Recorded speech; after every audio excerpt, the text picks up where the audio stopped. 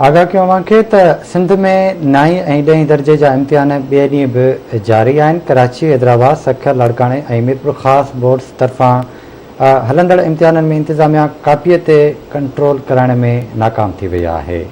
Breaking news से अव्हांखे update कंदा हलूं त सिंध में 9 ऐं 10 दर्जे जा इम्तिहान ॿिए ॾींहुं बि जारी आहिनि।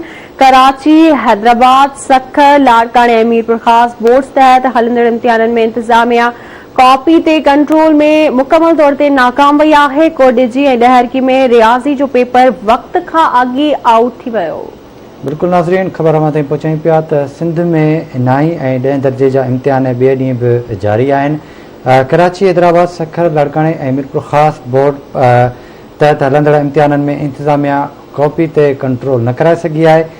कोडिजी ऐं ॾहरकी में रियाज़ी जो पेपर आहे उहो वक़्त खां अॻु आउट थी वियो आहे।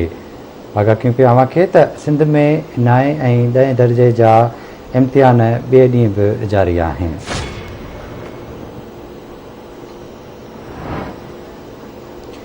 कोडिजी मां तफ़सील मालूम कंदासीं परवेज़ गोपान खां। परवेज़, छा तफ़सील आहिनि? अव्हांखे ॿुधाईंदो हलां, सखर बोर्ड पारां 10हीं जमात जे रियाज़ी जे जेको क्वेश्चन पेपर आहे उहो वक़्त खां अॻु में आउट थी वियो। 10हीं जमात जो रियाज़ी जो पेपर व्हाट्सएप ग्रुप में वायरल थी वियो ऐं सखर बोर्ड पारां पाबंदी बावजूदि इम्तिहानी सेंटर ते मोबाइल फोन जो इस्तेमालु कयो थो वञे। व्हाट्सएप ग्रुपनि ऐं रियाज़ी जे पेपर जे सुवालनि जा जवाब मिलण करे शागिर्दनि पारां पेपर आसानी सां हल कयो वियो। उस्तादनि जी निगरानी में कापी जी धूम मचल हुई ऐं शागिर्द बेधड़क भी कापी करे रहिया हुआ ऐं इंतिज़ामिया तरफ़ां को बि अहिड़ो नोटिस न वरितो वियो ऐं कापी जी रोकथाम लाइ को बि अहिड़ो अमल न कयो वियो आहे। महिरबानी अव्हां जी अपडेट करण लाइ।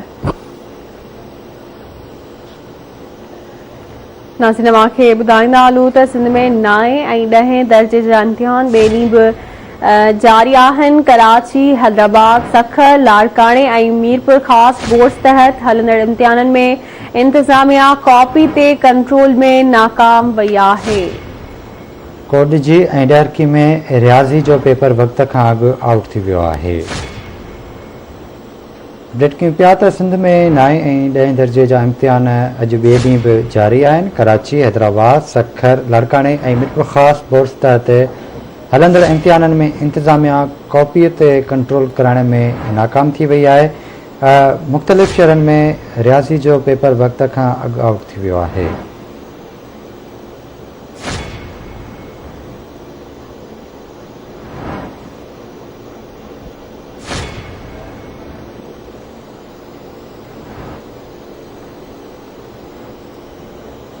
इन हवाले से सर राब्तो कयो ॾहरकी में रमेश कुमार साहब। जी रमेश, आगाह कजो। जी हाँ, ॾहरकी में भी 9th ऐं 10th जा पेपर जेके इम्तिहान हलंदड़ हुआ उन दौरान अॼु मैट्रिक जो पर्चो हुयो जेको रियाज़ी जो पर्चो हुयो जेको वक़्त खां अॻु आउट थी वियो। जंहिं सबबि ॾहरकी जे मुख़्तलिफ़ सेंटरनि ते ऐं कापी जी धूम मचल रही ऐं जॾहिं त इंतिज़ामिया तरफ़ां उनखे रोकथाम जे लाइ के बि उपाउ न वरिता विया हुआ। जंहिं सबबि शागिर्द सरेआम ऐं नक़ल करण जा करे रहिया हुआ। ऐं तव्हांखे बि ॿुधाईंदो त ॾहरकी जे मुख़्तलिफ़ सेंटरनि ते जेको वक़्त खां अॻु पेपर आउट थियण जे नतीजे में जेके सेंटरनि ॿाहिरां तमामु घणे तादाद में माण्हुनि जी रश बि हुजे थी, उन बावजूदि इंतिज़ामिया उन्हनि ते कंट्रोल करण में मुकमल नाकाम वई आहे। जी ठीकु आहे रमेश, वॾी महिरबानी अव्हांजी तफ़सील खां आगाह करण लाइ।